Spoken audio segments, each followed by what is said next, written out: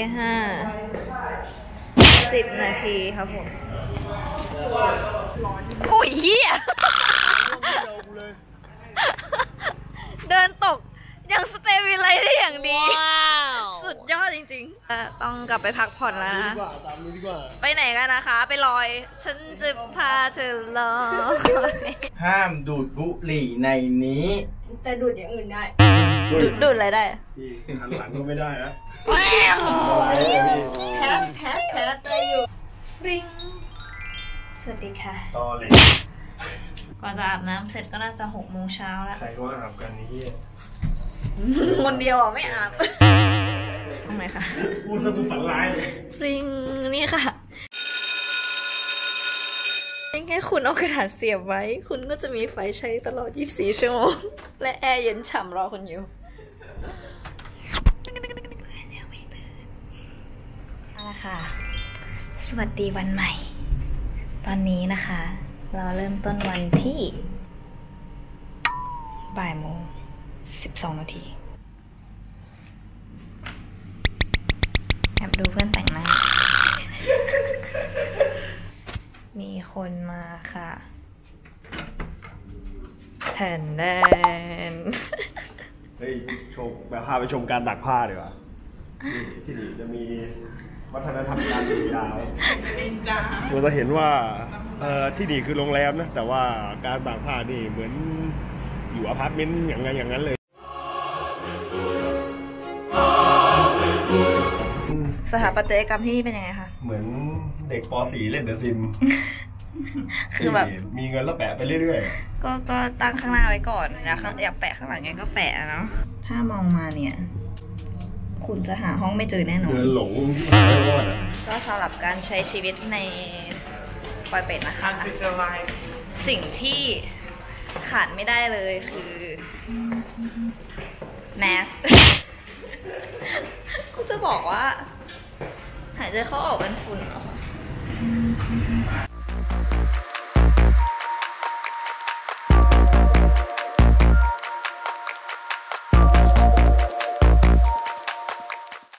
เราจะมากินกันทุกครั้งที่มาทำงานที่นี่ค่ะทุกคน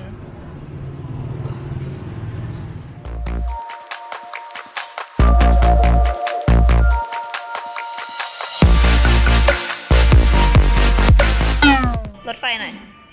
รถไฟหน่อยกินเสร็จแล้วอ่ะพร้อมใช้เงินไทยในการจ่ายนะคะนี่มีบินแบบ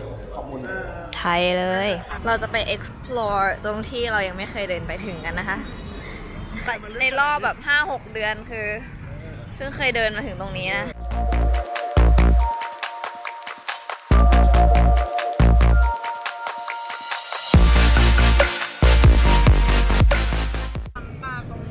นี่คือที่เนี่ยนี่คือที่ปั๊มตาก่อนฝั่งนู้นเอาฝั่งโน้นค่ะขอบคุณค่ะถ้าเรามาแล้วเราจะเข้าไปต่อที่นี่ค่ะคือที่ปั๊มค่าวีซ่าประมาณ100 กว่าบาท100 กว่าบาทใช่ปะเนี่ยนักท่องเที่ยวเขาจะมาปั๊มตรงนี้กันนี่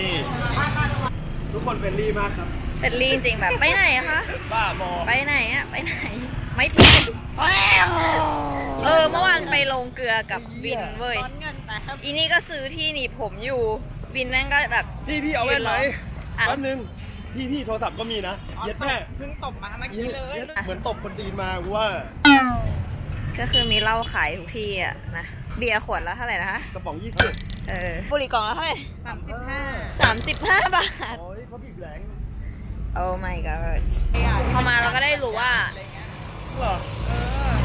มีแต่ฝุ่นกับฝุ่นค่ะคุณกลับดีกว่าแค่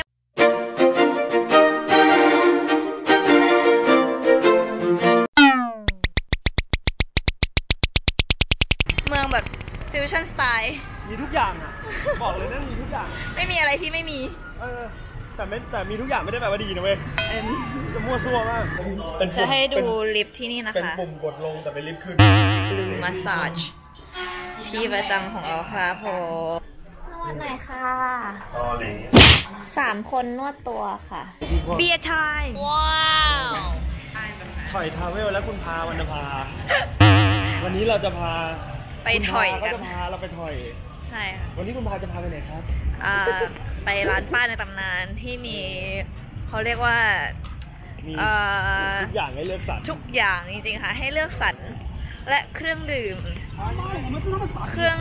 ประเทศนอกที่ราคาจับต้องได้แบบเอาไปเททิ้งก็ไม่เสียดายนี่เป็นโฮการ์เด้นเดียวก็แบบโฮการ์เด้นไปอาบได้โฮการ์เด้น60 บาทอะไรอย่างงี้ค่ะไหนจะหยิบเลยไหมล่ะหยิบเลยกลัวอะไรอ่ะเอาตะกร้า